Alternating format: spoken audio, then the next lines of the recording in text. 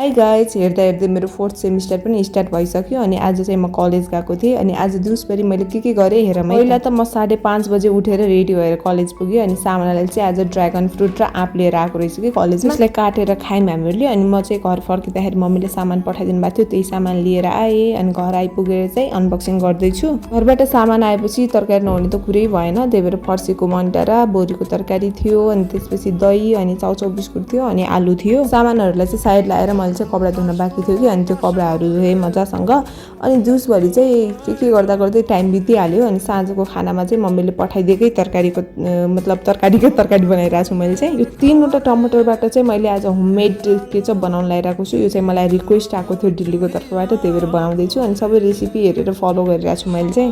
बनाउनु चाहिँ गाह्रो होला सोचिरहेको थिएँ तर त्यस्तो गाह्रो चाहिँ रहन्छ, जे भनेको थियो रेसिपीमा त्यही फलो गरिरहेको छु। अनि कलरिङको लागि चाहिँ मैले फुड कलरहरू युज गरेछु अलिकति। रेसिपीमा भने जति इन्ग्रिडियन्टहरू सबै युज गरेपछि चाहिँ भइहाल्दो रहेछ। हाम्रोमा चाहिँ भेनेगर नभएर मैले चुक युज गरेको थिएँ अनि हाम्रो चाहिँ हुन्छ केचप रेडी।